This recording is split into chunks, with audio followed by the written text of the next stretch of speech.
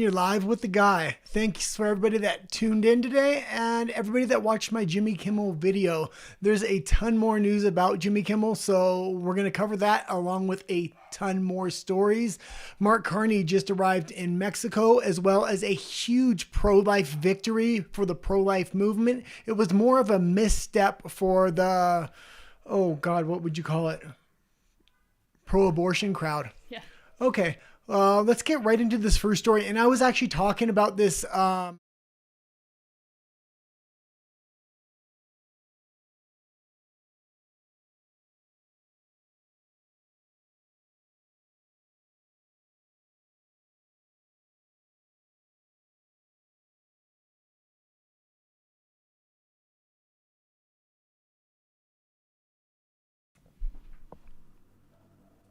Holy crap. This might be the most important ruling in any of our lifetimes. And I don't even think the judge meant to do this. It's almost like play stupid games, win stupid prizes.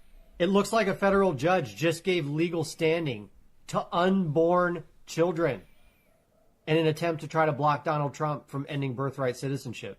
So I don't know if you saw this or not, but a radical left-wing judge in New Hampshire just issued a nationwide injunction to block the execution of the executive order that would have put an end to birthright citizenship in an effort to sidestep the Supreme Court, who just ordered that judges cannot issue nationwide injunctions on individual plaintiff cases. This judge just registered a class action lawsuit and enjoined everybody and those who are not yet born.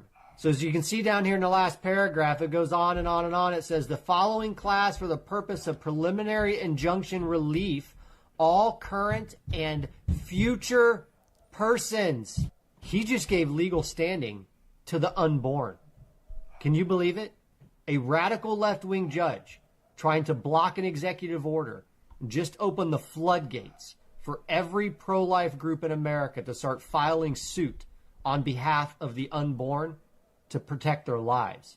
And I don't even think he realized he did it.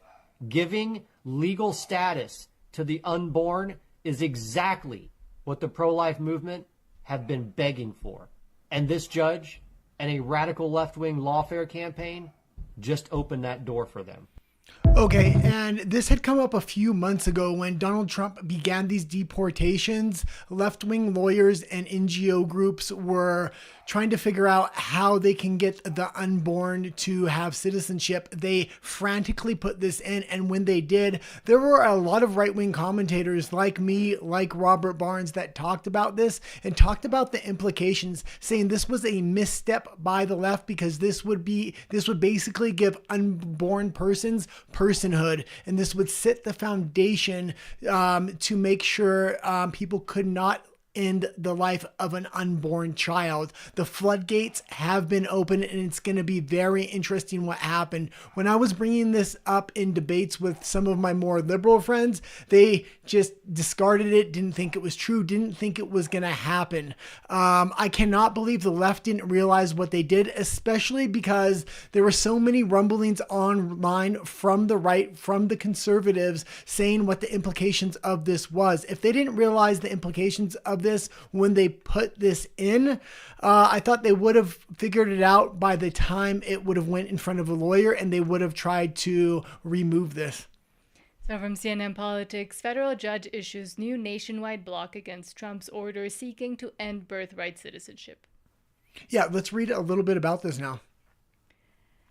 A federal judge agreed Thursday to issue a new nationwide block against Donald Trump's executive order seeking to end birthright citizenship. The ruling from U.S. District Judge Joseph LaPlante is significant because the Supreme Court last month curbed the power of lower court judges to issue nationwide injunctions while keeping intact the ability of plaintiffs to seek a widespread block of the order through a class action lawsuit, which is what happened Thursday in New Hampshire. Okay, and this is what makes it so interesting. This was actually an illegal injunction because the Supreme Court already ruled that judges at the state level cannot issue these statewide injunctions to keep blocking Donald Trump. But in this particular particular case, I don't think the right wing is going to have a problem with this. They may not even complain or counteract this. They might actually want this. This is a fair trade-off for conservatives to give citizenship to unborn children in exchange to outlaw abortion. And that's exactly what this bill is going to do. So ruling from the bench, LaPlante granted a request from immigration rights attorney to certify a nationwide class that will be comprised of only of those deprived of citizenship and issue a preliminary injunction indefinitely blocking Trump's Day 1 order from being enforced against any baby born after February 20. The preliminary injunction is not just a close call to the court, LaPlante said during a hearing. The deprivation of U.S. citizenship and an abrupt change of policy that was long-standing, that's irreparable harm. The U.S. citizenship, the judge added, is the greatest privilege that exists in the world. Yeah, and it's going to be interesting what happens here going forward. This is basically turned into a lose-lose situation for liberals. Either they're going to lose citizenship on unborn or they're going to lose the right for abortion. Either way, the conservatives are either going to get one win or possibly a double win here. There are a few ways they can work this out in court. It's going to be interesting if the left wants to kind of reverse their own injunction by their own judge. Okay, and yeah, that was breaking right before I got on today, so I thought that was actually the most important story, and I was a little bit shocked because when I talked about this story a few months ago, I didn't really think it was going to go forward. I thought the left was going to realize the error of the injunction they were asking for, but they didn't, and even on top of that, a judge went through and granted the nationwide order. Okay, let's go into the cover story, and I think that was Jimmy Kimmel. Oh no, we have the baby. I forgot about this. From The Independent, rapper DaBaby's new video sparks outrage after recreating fatal stabbing of Ukraine refugee. The provocative video has divided the internet. Yeah, and this was I actually didn't have a problem with the video, but there were a lot of rumblings online and a lot of conservatives that necessarily didn't like it. I think he was just trying to cash in on something that happened in the news that was making a lot of headlines. It's kind of like the George Floyd of the modern day or this year. So the baby, it sounded to me like he already had this song written and he used this news event and just made a music video where the lyrics really didn't match. A matter of fact, if you listen to the lyrics, the baby's trying to play the victim, but in the music video itself, he's trying to play the hero. The words just don't match the video whatsoever. I will say this, I didn't mind the video and I didn't mind the song at all. It also could possibly send a message that we need to stop violence. So if you see violence, step in and stop it. So I didn't mind the message of the video. The lyrics weren't the greatest. It was a little bit of a depressing song, and let's read a little bit about it. Oh, you played the... No, I'm trying to get rid of this, but it won't go away. Okay, we can skip on to the next thing if you want then. Sure. Okay, and let's go into Jimmy Kimmel here. And I'm going to get into the article in just a moment, but I do want to remember of some of these politicians when they have been canceling right-wing commentators like Tucker Carlson and dozens of others worldwide. This cancellation of conservatives is still going on in everywhere except for the United States. It's going on in Canada, the UK, every country within the EU, and Australia. The only place the left is really getting pushback is in America now. And if we remember a few years ago when they canceled Tucker Carlson, they were absolutely celebrating. And this isn't just anybody that's celebrating. This is actually somebody with power, a left-wing politician. Let's see what AOC had to say about this. News couldn't have happened to a better guy. What I will say, though, is while I'm very glad that the person that was arguably responsible for some of the largest, driving some of the most amounts of death threats and violent threats, not just to my office, but to plenty of people across the country. I also kind of feel like I'm like waiting for the cutscene at the end of a Marvel movie after all the credits have rolled. And then you see like the villain's like hand reemerge out to grip over like the end of a building or something. But deplatforming works, and it is important. And there you go. Good things can happen. Deplatforming works, and it is important, she says. Now, when it happens to their own side, she's singing a completely different tune. This is just absolutely hypocritical of the left. They've legislated cancel culture into existence in all these countries around the world. They tried to do it in the United States. They weren't able to lay down the same foundation because the Constitution and free speech are protected. It's the one country where they're protected within a constitution. We used to live in Canada, me and Nat, and hate speech and protected classes are walking all over freedom of speech, and they were able to cancel almost all right-wing commentators within the mainstream. This happened in the UK and many other countries, as I mentioned before. Let's see another clip of AOC because she was really on this at the time. We have very real issues with what is permissible on air. Media organizations or social media platforms should be accountable for the role for being platforms for incitement. I believe that when it comes to broadcast television, like Fox News, these are subject to federal law, federal regulation in terms of what's allowed on air and what isn't. And when you look at what Tucker Carlson and some of these other folks on Fox do, it is very, very clearly incitement of violence, very clearly incitement of violence. And that is the line that I think we have to be willing to contend with. We have very real issues with what is permissible on air. Media organizations or social media platforms should be accountable for the role. Was that the clip? I'm not hearing it on time. Okay, yeah, that wasn't just AOC and the mainstream media. This was every commentator on the left just a few years ago was calling for censorship and cancellation of all right-wing commentators. And in countries like Canada, where I came from, they weren't only silencing their voice through hate speech laws, but they were giving them tens of thousands of dollars of fines. They were throwing them in jail, and they were taking their bank accounts away. And when I say were, I mean they still are. America is the only country that is pushing back, and the left is just freaking out about it. And one of the biggest differences as well is that the way that the left was doing cancellations was through examples that might have been 5-10 years old and just digging up stuff and just very common sense and the truth arguments as well that they were finding apparently cancelable.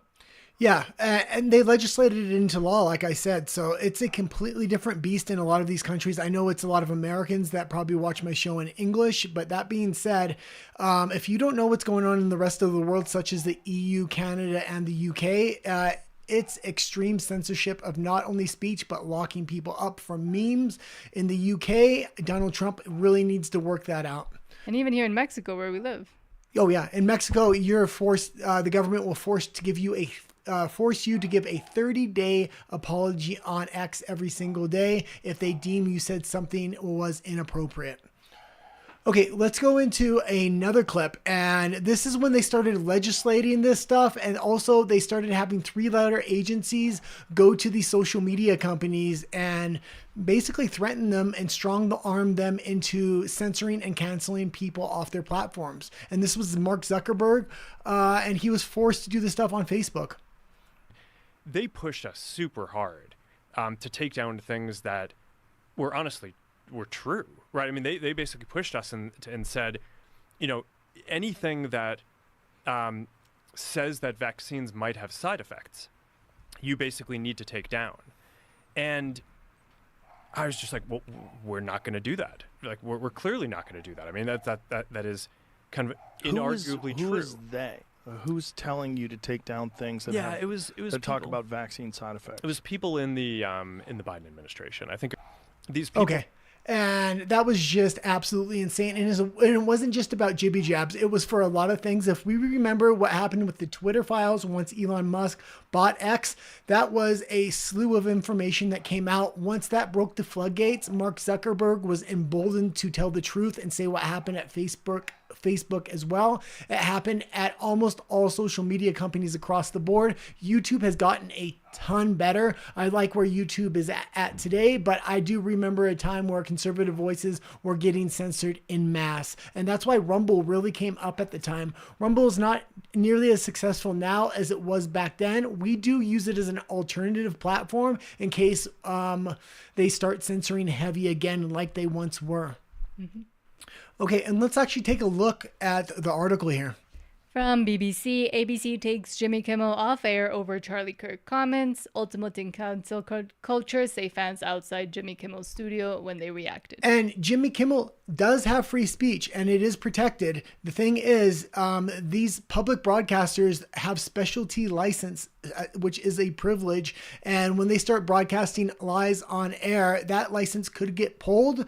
A lot of people may have backlash and no longer tune in. So there's a lot of reasons they're going to want to take Jimmy Kimmel off the air when he's talking about such sensitive subjects and blaming MAGA Republicans for the shooter. Just saying blatant lies, basically. Yeah.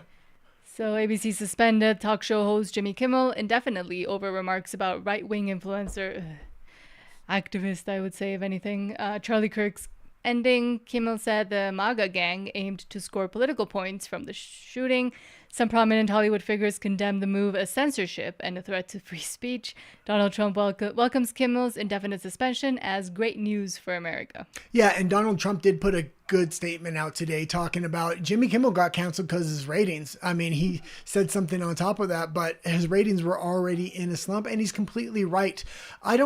Jimmy Kimmel's claiming he already has another job. I don't see it happening. And we were talking about when this happened to Tucker Carlson on the right. It was absolutely amazing what Tucker did. Tucker made his own station and his own website on YouTube and an independent website that is absolutely exploding. It's bigger, but he's bigger by himself than a lot of these mainstream media networks are together.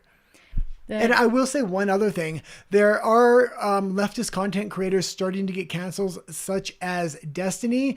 Destiny's going to have to figure out a way, if he wants to continue to profit and make money, he might want to look at Nick Fuentes, because cancel culture came from Nick Fuentes, and he was banned off all social media platforms, wasn't able to get on planes. What he did was, again, make his own independent website, and people could only donate to him through Bitcoin because his bank account got canceled. I have a feeling some leftist content creators are going to need to look at Nick Fuentes and maybe contact him to see how he survived in the era of leftist cancel culture at the time. The decision came hours after Brendan Carr, chair of the broadcast regulator, the Federal Communications Commission, or FCC, threatened to act against ABC and its parent company Disney over the remarks. In his monologue on Monday, Kimmel said the MAGA gang was desperately trying to characterize this kid who murdered Charlie Kirk as anything other than one of them and trying to score political points from it. Mr. Carr said Kimmel was appearing to directly mislead the American public. Kimmel has not yet commented. Yeah, and why Jimmy Kimmel has to be so quick to judge and make this breaking news is beyond me. He's supposed to be a comedian. He didn't have to take risks like this, but he's been doing this for years. It's become a completely biased, unfunny platform. If he would just leave politics out of it, he would have been a lot better off, but he loves to virtue signal because he thinks it's going to secure his future. It may have just destroyed it. Okay, let's go into the next clip I have, actually, and it's a couple more clips of people reacting here. And Bill O'Reilly had the perfect reaction, and he explains it right on the money, I would say. Oh, hold on. And also, I mean, a lot of the people that are outraged on the left don't seem to understand that they did the same for much less. Well, they not only did the same, they did the same in so many realms for well over a decade. It's still going on a global basis. The only place it's not going on is the United States. Like I said, they canceled people offline. They canceled their bank accounts. They threw them in jail and gave them tens of thousands of dollars of fines. What Kimmel did is inexplicable to me. And maybe he'll come on your show and explain it to you or my show, the No Spin News. He had to know on Monday in his dialogue how raw the country was over this assassination of Charlie Kirk. He had to know that. And to use his monologue, which is usually comedic, to mislead the entire country by implying that MAGA Trump supporters were really behind the murder. To do that, I'm saying you have a battery of writers, you have a producer on your program. Did no one red flag you on this? Did no one say anything about? And yeah, did nobody say anything about this? Because he does have an entire staff. This is a major network. They have people that will throw up red flags, tell them what is and is not appropriate.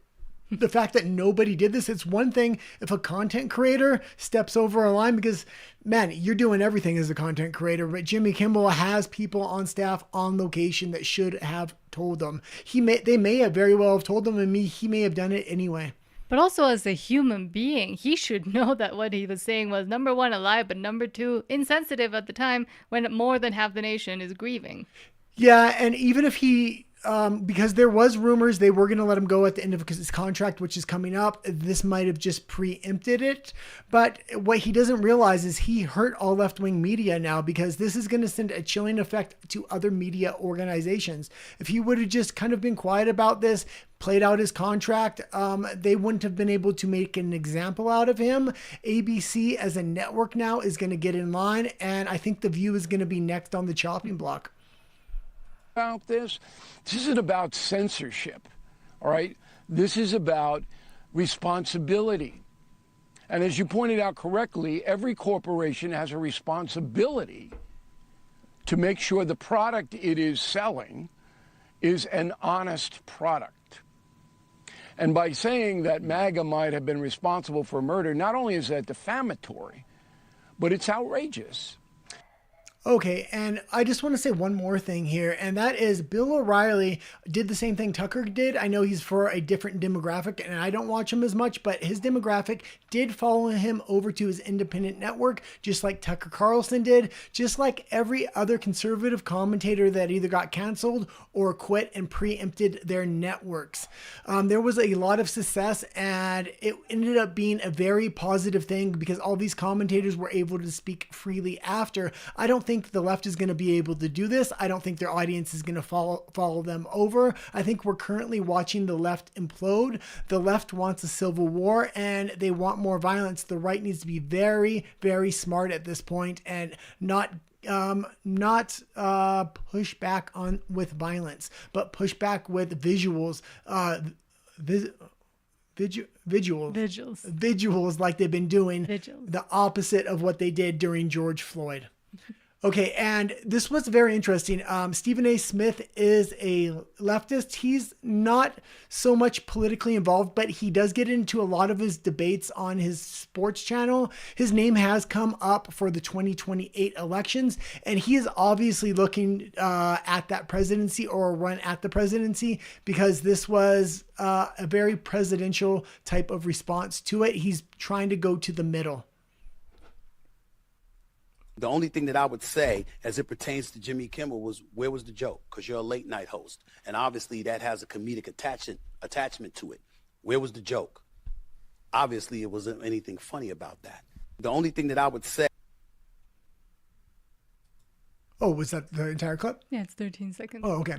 Yeah, that was a good response. That was an appropriate response. But the reason he had that response is because he's definitely looking at the 2028 election. If he doesn't run for president, I could see him going for a vice presidential slot. The roster is very slim on the Democratic side right now. Everybody has something going against them. Kamala Harris absolutely bombed last time. She's supposed to give her first interview since that election loss. Her name is second in line for presidential nomination in 2028. Number one on their roster is Gavin Newsom.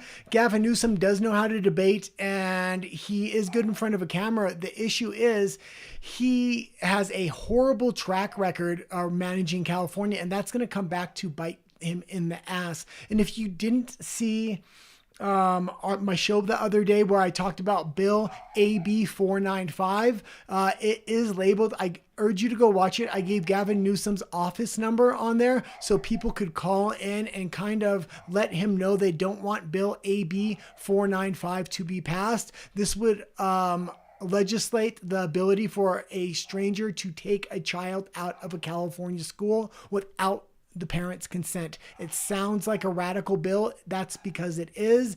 They're trying to push it forth on the back of ICE, meaning Donald Trump's coming out in with ICE agents. They want illegal immigrants in the state to be able to have anybody come into the school and take their kids out. In case they're captured by ICE. Yeah. According to the bill. But Stephen A. Smith was a lot better than, for example, Barack Obama. Oh, there's one other person that gave a good statement. Who was that we were talking about the other day? Oh, I can't remember. Oh, Jamie Lee Curtis. I wouldn't know. I don't know if I would say that was a good statement. It was a pretty good statement for a leftist. But at the same time, Jimmy Kimmel did celebrate when the similar things and for less happened to Tucker Carlson. I completely forgot I put this clip in here. Yeah, this is a great clip, and this just shows the hypocrisy of the man himself. Let's play it. Fox News has severed bow ties with Tucker Carlson after all these years. They are parting ways, which means he was fired. I mean, that's really what parting ways means. Tucker couldn't be reached for comment. He's already on a plane to Moscow to meet with his manager. But what a shock. I mean, what an absolutely delightful shock this is. Now Tucker can spend more time at home tanning his testicles and touching himself to that sexy green M&M. Sadly, he's probably not done poisoning old people's brains. The question now is, where will he do it next? Will he go to OAN? Will he go to Newsmax? Will he crawl back up Satan's fiery beehole from whence he came? We don't know. One of the most despicable mother Tuckers ever to appear on America. And he was making a series of jokes there saying, what was Tucker going to go to next? Go to these subpar news networks? Well, no, Tucker Carlson made his own news network. It was extremely successful. I'm going to be laughing at Jimmy Kimmel because I'm very interested to see where he goes next. He's going to go somewhere where he's either going to be irrelevant, or if he tries to make a run at an online career or making his own network, you're going to see that completely fail. During the pandemic, it was him, Colbert, and a few other left-wing comedians that tried to make a podcast, and it just didn't fly. Nobody watched it. Okay, and let's talk about this, because this was a double slap in the face for Kimmel, what they're going to put on to replace him. From Variety, Jimmy Kimmel Live replaced with Charlie Kirk tribute on Sinclair's ABC stations. Company demands Kimmel apologize and donate to Kirk's family and Turning Point to USA. Yeah, let's go into it just a little bit. And Kimmel was supposedly livid over this. Not just his being let go, but this double slap in the face. And ABC actually wants him to make a donation to TPUSA, which is going to be very interesting if he does. They also want him to make a public apology. If his next job offer is for another ABC network, he's going to be forced into that. Well, I don't believe it was ABC directly, nor Disney, that is asking him to do this. It is Sinclair, which is one of the U.S.'s largest TV station owners. So they do have a lot of power. But ABC itself has actually tried to couch what was happening to Jimmy Kimmel, and we're trying to avoid having to do anything. But media conglomerate Sinclair will replace the Friday time slot of Jimmy Kimmel Live with a Charlie Kirk tribute special on its ABC affiliate stations, and is offering the special to all other ABC stations across the country. We'll see if anybody takes it. In addition, the company is demanding that Kimmel apologize to Kirk's family and send a meaningful personal donation to them, as well as Turning Point USA, the organization Kirk founded that advocates for conservative politics in high schools and colleges. Sinclair, one of the U.S.'s largest TV station owners, has a long reputation for having a politically conservative tilt. Yeah, and this is an opportunity for Sinclair and ABC to really put this Charlie Kirk memorial special on, and then from there, replace Jimmy Kimmel with a conservative voice or a moderate voice or somebody that's non-political and funny, because it will make major headlines and people will tune in just to see kind of what's happening. People are going to tune in for this memorial or tribute to Charlie Kirk. So if they can run with that and put somebody either non-political or more conservative minded up after that, I think it could mark the turnaround for the network. They have lost a lot of viewers over the last few years. Young people are just absolutely tuning out. And I mean, I do agree there should be someone non-political on TV at some point. And it was the left that brought in politics into everything. Well, especially on late night. Late night used to be non-political. Mm-hmm. So just interview celebrities, ask them what they like to eat and how the set was, and then move on. Okay, and this next story we have was fairly interesting. This is Larry Ellison. He's running Paramount Plus, just signed the exclusive contract with the UFC. He's also buying Warner Brothers. He's also just bought TikTok. So this is making major news. I do not agree with him here in any way, shape, or form. There are better ways to do this than to start living in an authoritarian state. And that's exactly what this would be. I understand it's in the name of trying to save kids, but I don't like it. And with the kind of power he's accruing right now, I hope he doesn't keep pushing this forward. And I think it's up to people like me, you, and everybody else to kind of let him know it's a bad idea. A lot of Trump supporters did vocalize we did not like everything that was happening with the jibby jab when Trump was all on board with that. He eventually changed his views. Hopefully Larry Ellison is responsive to what people want. So from Hustle BITCH, TikTok's new owner says I could have stopped the shooter. Larry Ellison says schools can be locked down instantly and AI cameras would flag the second someone pulls a GUN.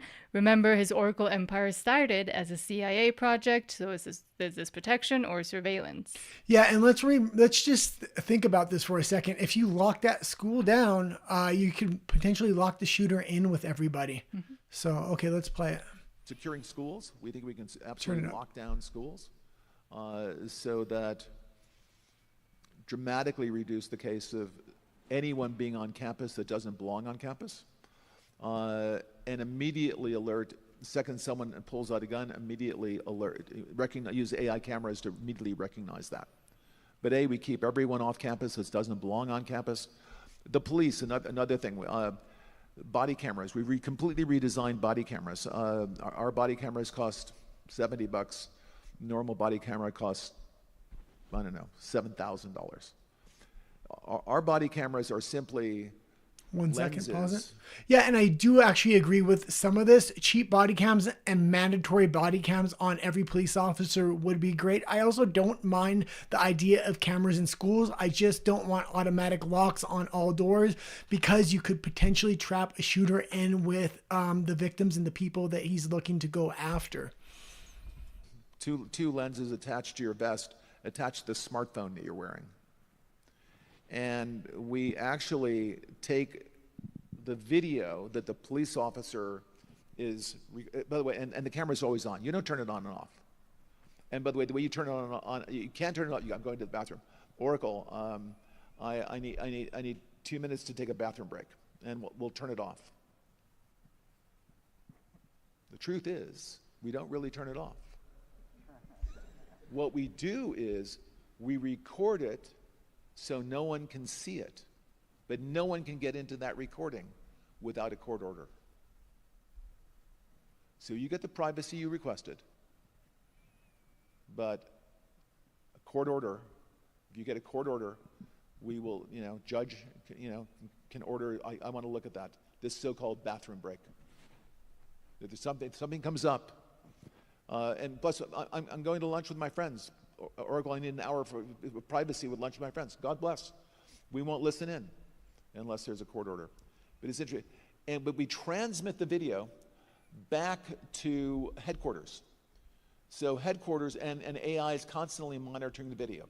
Remember this terrible case in Memphis where the 5 police officers how much time? Basically beat to death a citizen in Memphis. Well, that can't happen because... Okay, that's good. And I had originally only watched the beginning of that video, and I disagreed with him on the beginning of locking down schools in that manner for the reasons I kind of stated already. But I do agree with a lot of the other things, especially body cams. I think that will clean up a lot of corruption in the police force. It will keep the police a lot more honest, and it will make citizens trust the police a lot more. I do watch a lot of cell phone videos of interactions of civilians and cops, and when cops know they're being recorded, they tend to act a lot different. So I'm very pro-police overall, but I do want body cams. Why body cams aren't mandatory nationwide, I don't know. And maybe part of the reason is for what he said.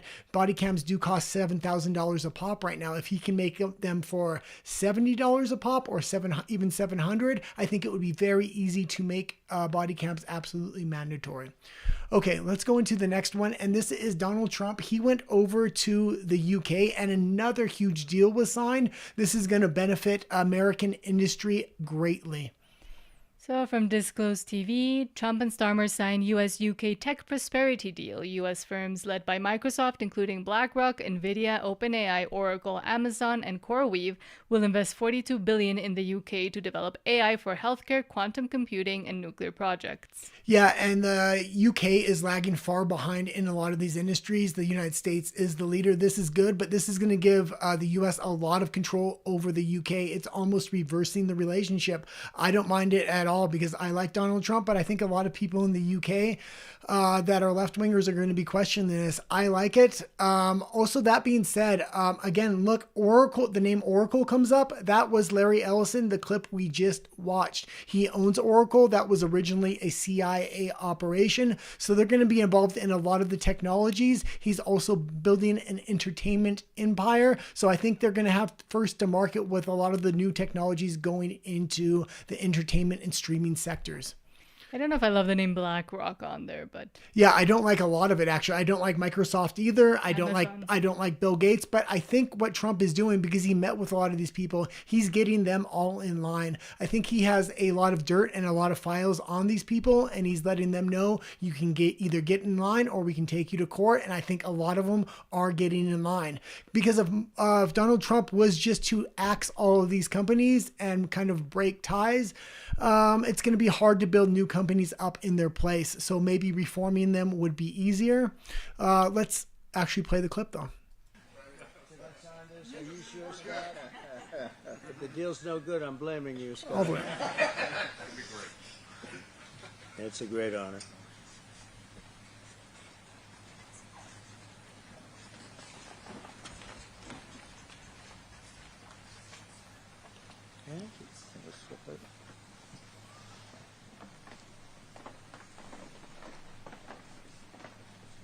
Okay, and that's pretty good. And if you didn't hear that before, he said, if the deal's not good, I'm going to blame you. So Donald Trump, always the consummate joker. This is very good for the U.S. There's one other thing I want to say. We do have to be very careful going into the age of digital ID and digital currency. The EU is going to implement this within the next couple of months. Ursula von der Leyen recently came out and said digital ID is going to and digital currency are going to be absolutely required by everybody in the EU. It's going to be interesting how far behind the UK is, because they're definitely going to adopt the same, I would assume, but we'll have to wait and see what happens there. Okay, let's go into the next clip. And again, it is Starmer and Trump. From Tommy Robinson, President Trump tells Starmer he must stop the migrant invasion by any means, even if by ushering them in the military, because it destroys countries from within. Yeah, and once all these deals are signed with the UK, that tariff deal still needs to be inked, pen to paper. I know they had the public meeting, but pen hasn't been put to paper yet. Once that is a done deal, I think Trump is going to go over there and be a lot harder on the UK to clean up their country. The citizens of the UK absolutely have to be loving Donald Trump. You are seeing a lot of pro-Trump signs, America First signs, in a lot of European countries, and a lot of the time in the UK. The UK had the largest protest in their entire history over the weekend, and it was about free speech. So let's play this. About it, and I think your situation is very similar. You know, you have people coming in, and I told the Prime Minister I would stop it, and it doesn't matter if you call out the military, it doesn't matter what means you use, but it's going to destroys countries from within. And we're actually now removing a lot of the people that came into our country. It's a very hard chore. We were given a very, very bad hand. Millions of people came in from prisons and mental institutions. We have to remove them. And we are removing them. We have no choice. And I feel very strongly about it.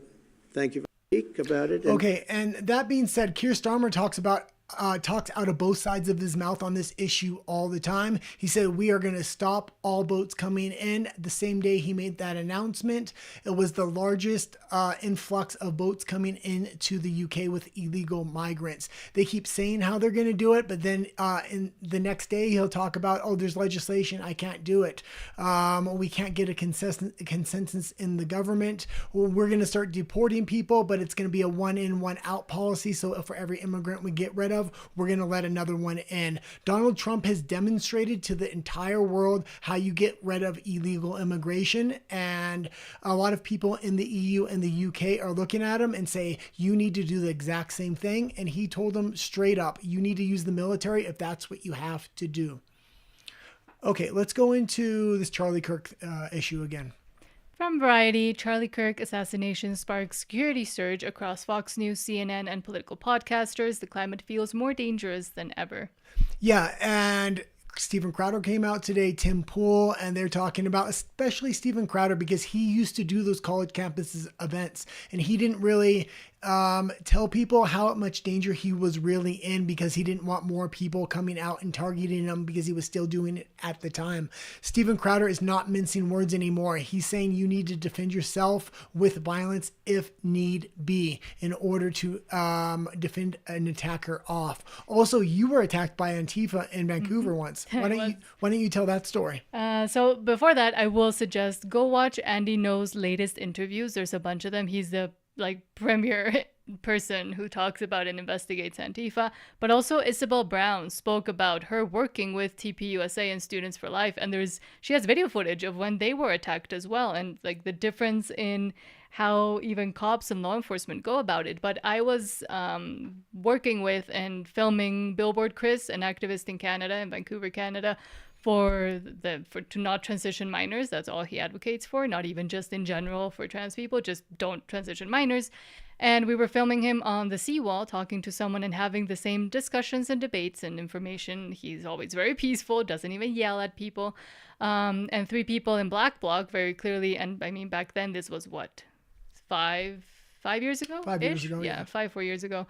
Came up to us, tried to grab my camera, my microphone, started trying to spit on Billboard Chris, trying to take his billboard, chasing us down the seawall essentially, and started trying to also kick us underfoot. And I did drop a microphone. Nothing happened to it. We still use it. Well, Antifa is absolutely huge in Canada, and Americans need to know this, especially in Montreal. Another time, Billboard Chris was in Montreal, and he got his arm broken by Antifa. Yeah. When you try to debate a leftist when I did in Vancouver, they'll tell you, oh, Antifa doesn't exist. That's just anti-fascist. Everybody's anti-fascist. They don't exist. Well, Donald Trump disagrees, and he's now labeling them as a terrorist organization, which is going to be a lot easier to push back against Antifa. So thank you, Mr. Trump. And it is also more than just in Canada and the US. It's in the UK, it's in Mexico. I've seen them here as well.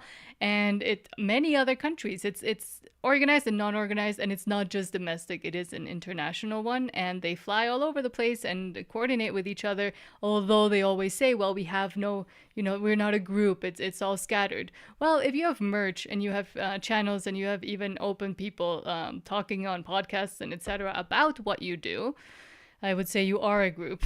Well, also, if you remember the No Kings protest, this is when Donald Trump was sending ICE officers out and making raids up in Oregon, actually right after we stopped our live stream on a weekend, which was a rare occasion for us. I was going to bed, but I said, I'll take one more look because there wasn't much action that day. But in Oregon, Antifa absolutely surrounded the ICE facility, and they were there for weeks. Mm-hmm. So especially up in Washington State, Canada, Oregon, Antifa has a massive presence. California, but apparently also Salt Lake City. I mean, Isabel Brown talks about in her video from today about Antifa and leftist violence, which is not just radical left. I will stop doing that categorization and both sidesing because it's not. She was talking about how a lot of people started saying, oh, let's now arm ourselves as well. And we're the resistance and we're the queer, what's it called? Armed queers at SLC or something like that, but in Salt Lake City itself, which is insane, which is supposed to be a Mormon, very religious. Well, I think what you're going to see from this, yes, you're still going to have conservatives going out. I don't know if they're going to do these campus events like they used to. I think they'll have more security. They'll do them indoors if they have it. And it will be the bigger names probably traveling together to split the cost if they do these big events at campuses, it doesn't look like we're going to take one step back, and it is going to keep happening. TPUSA is growing at an unprecedented rate. But that being said, I think the online spaces are going to be absolutely dominated by conservatives now. This was the straw that broke the camel's back, and there is an uprising of debate that wants to happen on the conservative side. So I think you're going to see an online presence of young conservatives really wanting to debate start to happen. But also for people that go anywhere on campuses, which are not supposed to be violent, like that was the last place that was it was the last bastion supposedly of the truth and being able to question knowledge and question each other. But if they go, please have someone on a drone just surveilling the tops of buildings. It's not that expensive to do. One of the tech guys can do it. Just have someone just in case. And I think it was also a learning opportunity, as Crowder and Tim Pool were putting it, as Isabel Brown spoke about today. And there are a lot more other people, other conservative figures, and even people in the left starting to say, hey, this is not okay. We do have to start looking at this. But for others on the left, it is this cognitive dissonance of saying, well, but I never supported that. And it's like, yeah, well, the party you're supporting and the things and the stuff you advocate directly lead to that once it slightly radicalizes towards that way. I keep saying the same thing, but I'm going to say it again. The left is cheering on violence. They're kind of putting that list of people that they want to be hit next, and then they cheer the person once they do it, which then creates a circle of violence, which brings the next person up to bat to do violence against the next person to attempt to shut up the right. And it's this perpetual violence that happens on the left. We're going to get into statistics in just a little bit, but on the right, when violence happens against a political figure or otherwise, the right disavows it. The right has a lot more control over the radicals on their side, will completely push them out, and they will not have a voice if they resort to violence. And it would be ridiculous to say they don't exist. The radicals don't exist on the right. The thing is, they're not given a platform, they're not encouraged, and they're not protected then by people saying, for example, oh, but it was just maybe it was done in love that the shooter was just so in love with his partner he wanted to do. No, we don't say that. We say these people are insane, they're not part of us, and the left is having to reckon with that. But a lot of them don't want to, even in mainstream and politicians themselves saying Antifa doesn't exist. Okay, well, let's go into the next story because it is related, and it is a really good story. It's somewhat heartwarming to me. You now have the parents, you now have the students. They're all going at these lunatic teachers, these professors, and the hierarchy of these schools and these teachers' unions that are absolutely filled with lunatics. Let's read it. Let's watch it. From David Medina, breaking: students at Thurston High School in Springfield, Oregon walk out in protest of teacher Bobby Nove posting good while referring to Charlie Kirk's assassination. This was one of the teachers on the list. Young people are taking a stand across America and are done being silent. And this is the second story we showed about this. The other similar story was there was 3 young students that walked into a school board meeting, and they kind of called out their teacher and their school for the things they were saying in class. And then when the students start pushing back like this and it goes to social media, it makes a huge impact, and it emboldens other kids in other schools to do the same, to kind of take back the education system from the radical activists and make it educational again. And they've also been, since they were little, barraged with these radical activists, at least for the last 10 years. So of course they're going to rebel against it, as the millennials rebelled against the others. So it's expected. Okay, let's play the video here. Well, first at noon, we're taking you out live to the scene where some students at Thurston High School walking out over an employee's comments over conservative activist Charlie Kirk's shooting last week. Thanks for joining us here for KVAL News at noon. I'm John Mayer. And I'm Brianna Chavez. Now, that walkout started earlier in the day, right around the time school began. We got the chance to speak with some of those students who walked out to learn more about why they felt the need to do so. Take a listen. Obviously, at Thurston, we have a history of shootings happening at our school, and murders had happened on that day. So we just don't want to stand for the murder that occurred on that day. If you're going to be okay with murders, I mean, what else are you really... And just remember, these young kids are starting to stand up. The new generation is far more conservative than any other generation before it. That's going to come in just a few stories from now, because they're trying to change the voting age in Canada, the EU, and the UK to 16. They think this will help the liberal side. I don't think it will. I think it's going to backfire on them, and these two kids are a good example of that. Let's continue with the video. Really okay with, you know. Now, the students say they plan on remaining outside until the end of the school day in hopes of bringing attention from not only the community, but the district itself. The post the students are protesting, which has been shared across social media platforms, shows the employee sharing a news article about Kirk's death with the comment, "Good."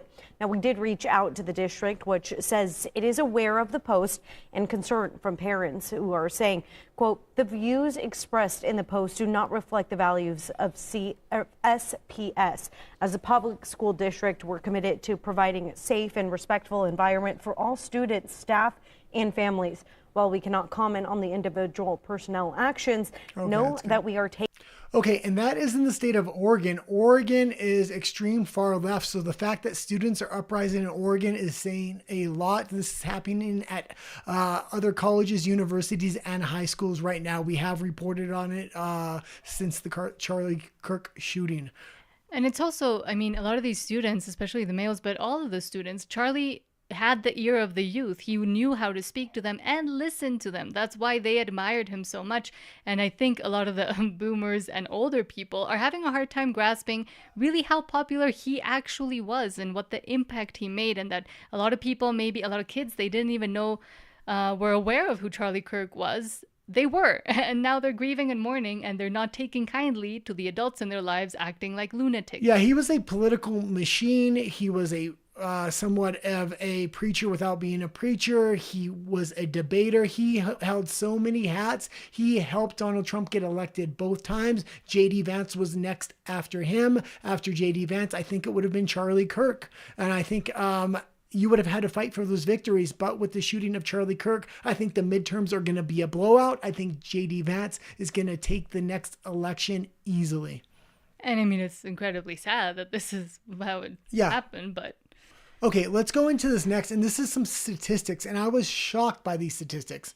So from Temple, this is what violence rate looks like depending on political party. How effing weird, am I right? When you get rid of the fringe wackos and count crime by party, control it party control, it looks a lot different. And before anybody says these are skewed statistics from the Trump administration, these are from 2023. So this would have been under the Biden administration. So these are absolutely surprising, because if you remember what Biden said all those times and times again, when he was president, he said white supremacy is the biggest threat to the United States of America. That is not true. Well, they also put on an FBI list and categorized as terrorists, Christians, and MAGA supporters, pro-life movements, pro-life groups and organizations, which is, again, go watch Isabel Brown's video. Okay, yeah, and if you see this, 858 Republican acts of violence to 21,765 Democratic acts of violence. So this is more than 20 times more. This is crazy. There's a problem here, and I'm glad they're starting to look into it. One of the biggest problems is that they won't admit it. Well, I also say January 6th was a big wake-up call for the right. The left wanted to use that event to cancel, censor, and throw people in jail. And they did. They did, but they didn't do it to the extent that they wanted, because it didn't get out of hand in the way they thought it would. And after that event, the right really realized violence is not the way. Violence will backfire on you. And I think the left is currently learning that lesson. I don't know if they'll actually learn it. I think they're going to resort to more violence. After January 6th, you didn't see the right resort to violence a single time after that, as far as I know. And even just comparing the two events, the life of a man, and a very important man, was taken. And with January 6th, Okay, let's go into this one. Let's make fun of Meta. That's too bad. Multiple live AI demos fail at MetaConnect. I don't know what happened, says a flustered Mark Zuckerberg after calling the company's neural band tech a huge scientific leap. Okay, and we're going to read this article, but we have 2 clips from this, and the clips are the first thing I came across on X, and that's why I ended up getting this article. The clips are absolutely stunning. The fact that he's doing a live demo with technology that is just completely backfiring on him. I do respect the fact that it is a live demo, and I would like to see more live demos from companies. That being said, this turned out horrible for Facebook in multiple ways. First, Zuckerberg's presentation completely failed, so then he tossed it over to somebody else, and their demonstration completely failed. Okay, you know what? Let's not even read the article. Let's go into the 2 clips. And this has happened to Apple, it happened to Samsung, but not on this level. Pause WhatsApp video call. Turn it up. There we go. Uh-oh. Well, let's see what happened there. That's too bad. I don't know what happened. Maybe Boz can try calling me again. All right. Well, I got a missed video call. Okay, there's the actual video call. All right. I'm just going to pick that up with my neural band. This is, it happens. Yeah, let's, what do you think? Let's just go ahead and... Pause WhatsApp video call. Let's go for a 4th.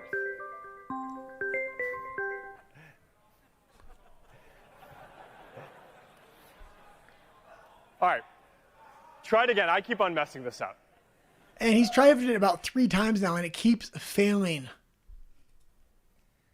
And if not, then we'll go for the less fun option. Okay. I don't know what to tell you guys. All right.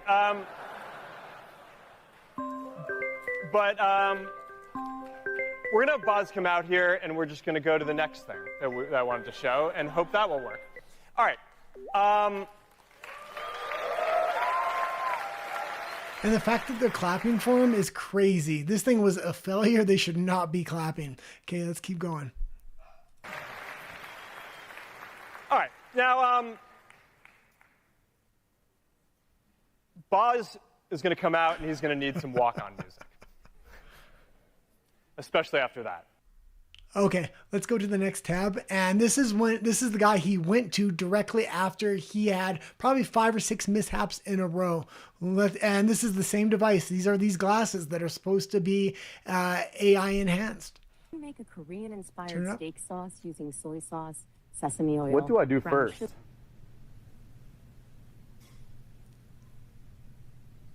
What do I do first? You've already combined the base ingredients. So now grate a pear to add to the sauce. What do I do first?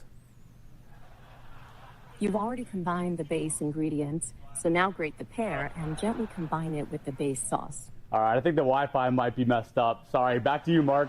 It's all good. Okay, and pause it there. And he took this a lot better. Right away, he realized it wasn't working after 2 attempts, so he kicked it back to Mark. That is a good employee. Mark kept trying it over and over and over again, which made it look worse and worse and worse. The fact that he also blamed it on the AI, it obviously wasn't the AI because it had said he had already done certain things. So it didn't look like it was the AI, but at least the employee was smart enough to make a quick excuse and kick it back to Mark. So good on him, but I'm not having a lot of hope in these AI glasses there. Do you want to finish it? No, that would be good there. Okay. From Telegraphy, the European Federation of Journalists suspends Musk's X platform account. Okay, why don't we go to the next one and we'll come back to this article because they're interrelated. Okay.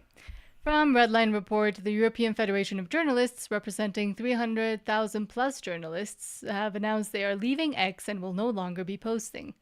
Okay, now let's go back to the article there. Now this article is from just before the election, and 300, how many did it say? 300,000? 300,000 plus. 300,000 plus are going to leave X. This is going to ruin X. None of that happened. None of them left. Even if they left, they kept using the platform because X is really first to market when it comes to any news. So if you're a journalist, you're going to have to go there to get the news. Otherwise, you can't compete with independent journalists. And that's why independent journalists like this channel, like Tucker Carlson, like a lot of other channels are becoming so powerful because we get the news as fast, if not faster than the mainstream media. Mm-hmm.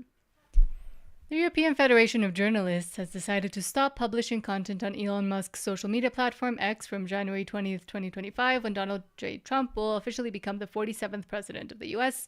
Like many European media outlets, The Guardian, I can't even say that name, La Vanguardia, Haute France, Sudus. Just skip the names. And journalist organizations such as the Association of German Journalists, the EFJ considers that it can no longer participate in the social network that is then its owner has transformed into a disinformation and propaganda machine. Okay, and let's keep going down because the next thing was the big part I wanted to read. After the elections, the EFJ pointed out the threat to democracy and freedom of expression posed by the cooperation between the president and the most powerful country in the world, Donald J. Trump, and the richest man in the world, Elon Musk, who is also the owner of social network X and has been appointed to lead a Department of Government Efficiency when Donald J. Trump takes office as president on January 20th, 2025, the statement said. Yeah, and we're now seeing how strong the American media is because Donald Trump is starting to push back, and all the other media apparatus, at least the mainstream media in Canada, in the UK, in the EU, they all are writing hate columns about Trump day after day after day. I show CTV and CBS. Those are the Canadian propaganda news outlets. And every single day, it's just Trump derangement syndrome. It's breaking them, and it is taking the mask off. The citizens of these countries are able to see that these are nothing more than propaganda rags. It is completely backfiring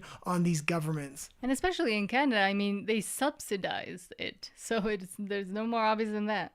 Okay, let's go into these Starbucks workers, actually. And this was a pretty interesting story. I think this was the second time this happened now. From the AP, Starbucks workers sue over company's new dress code. Yeah, and I've had a lot of jobs over my lifetime, and it was funny because my lowest paying job, I actually had to wear a suit at. I was a security guard at the Vancouver Art Gallery at one point, and man, that was a shitty paying job, and I can't believe the standard of dress code I had to have. But the fact that Starbucks wants these people to have a dress code, I think it is a good thing. Starbucks understands the culture is shifting. They want their employees to look presentable.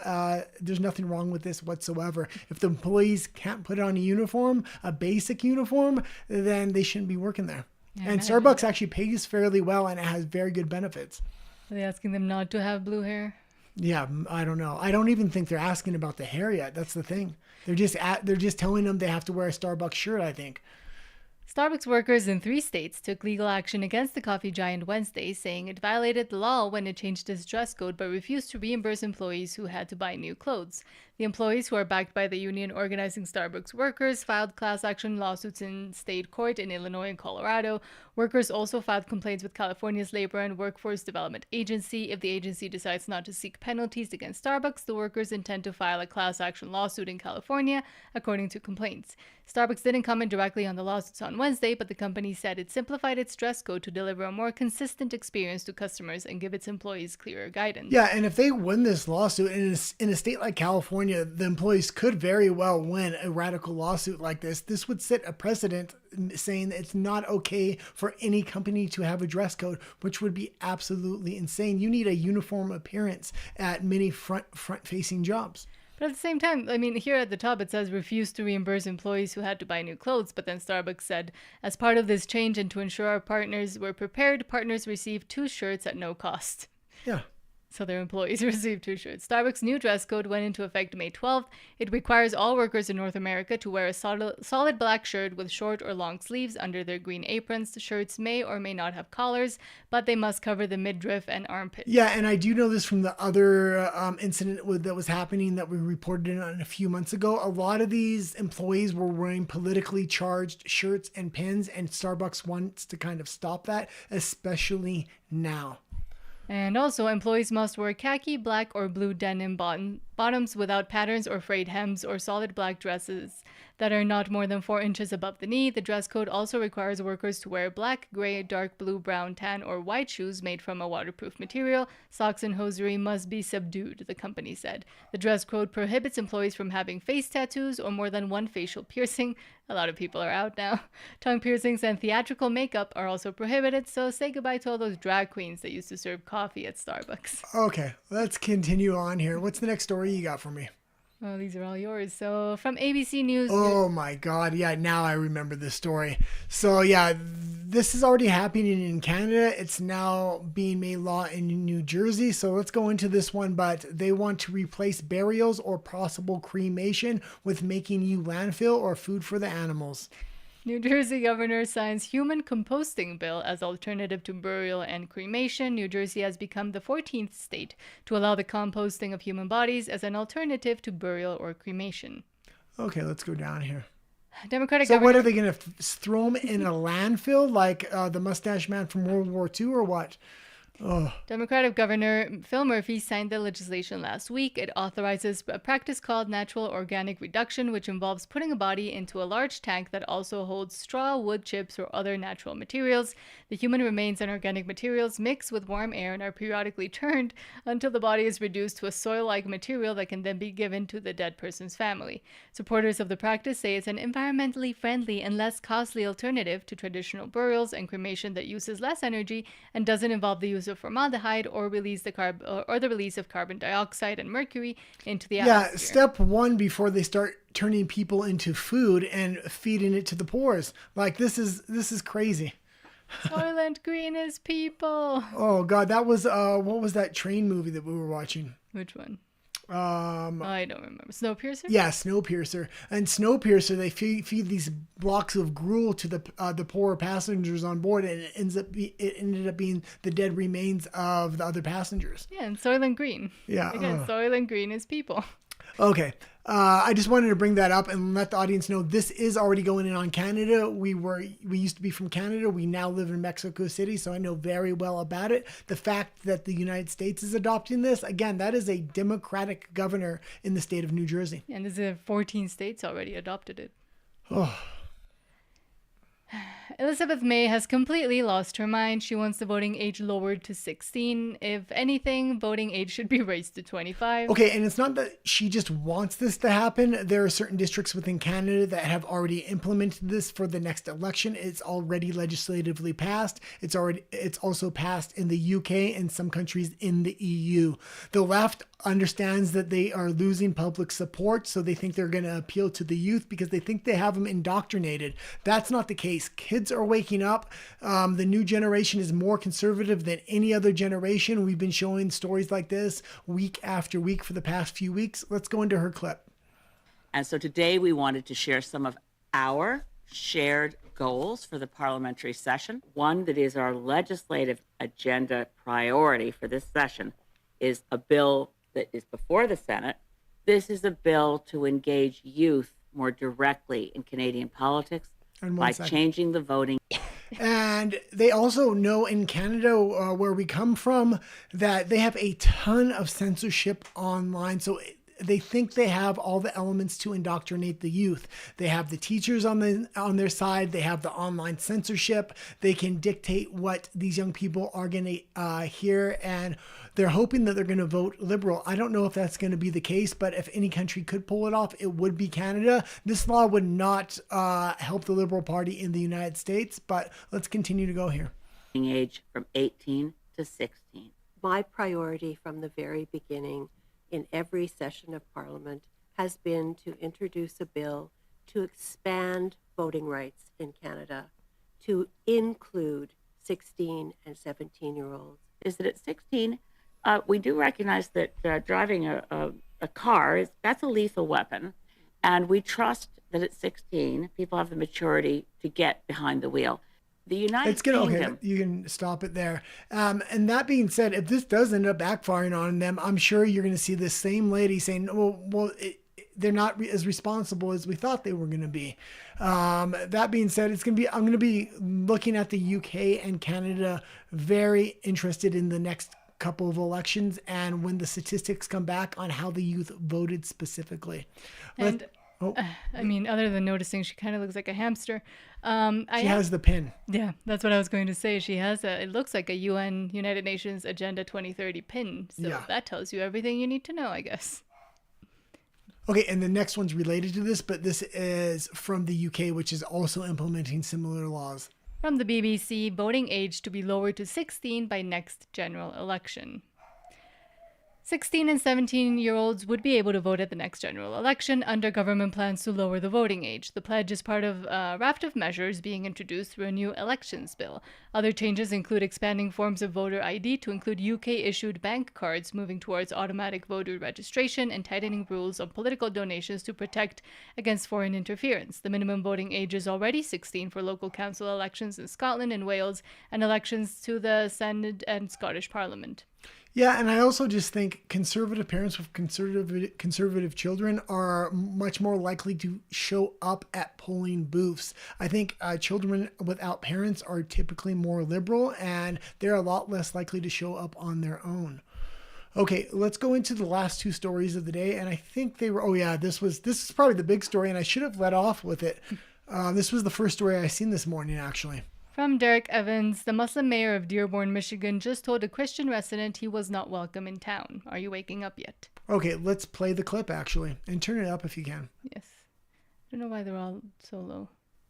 I mean, Hezbollah, bombed the embassy in Beirut, and including many Americans. So I just feel it's quite inappropriate. You are an Islamophobe, and although you live here, I want you to know, as mayor, you are not welcome here. And the day you move out of the city will be the day that I launch a parade celebrating the fact that you moved out of the city, because you are not somebody who believes in coexistence. I mean, Hezbollah. He called him an Islamophobe and said the day he moves out the city is the day he's going to hold a parade. I think it's time to take back Dearborn, Michigan. Just Michigan in general. Yeah, Dearborn is just absolutely crazy. I think Ilhan Omar is their representative. And if you remember what she said about Charlie Kirk, it was absolutely ridiculous. So yes, from Fox News, Dearborn's Muslim mayor tells Christian he's not welcome in debate on honoring pro-terror Arab leader. Dearborn mayor tells Christian resident you're not welcome here after he quotes Jesus Christ's teaching. And I'm going to say this, we just watched the clip. He was saying Hezbollah was bombing Americans, and he was very reasonable at his request to the mayor, and the mayor just kind of went off on him. Let's read a little bit of this and then we'll call it a day. At a Dearborn City Council meeting last week, Mayor Abdullah H. Hammoud told local resident Edward Ted Barham, a Christian, that he was not welcome in the city after Barham raised concerns about new street signs honoring Arab-American news publisher Osama Siblani. And they're beginning to vote in Sharia law in not only Dearborn, but in the UK and other places where they have a voting majority. The country is going to slip away from traditional Americans if this continues to happen. It's already happening in the UK. Fox 2 Detroit reported that the signs honoring Siblani were placed at intersections on Warren Avenue by Wayne County, not the city of Dearborn, but the mayor escalated the debate, telling Barham, although you live here, you are not welcome here.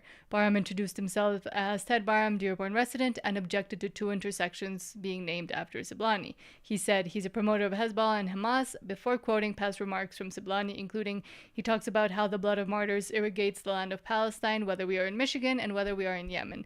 Believe me, everyone should fight within his means. They will fight with stones, others will fight with GUNs, others fight with planes, drones, and rockets. Okay, and I guess that's a day. That was actually a jaw-dropping story when I seen it this morning. If you haven't liked and subscribed, please do so. I'm almost at 500, and that's the first level of monetization. We need to get to 1,000 after that, but my goal is 500, so adios. Well, you can see us tomorrow. What time, 6 o'clock? Me and Nat will actually be on camera tomorrow. That's our normal show together, Nat and the Guy Live. Yes. Adios.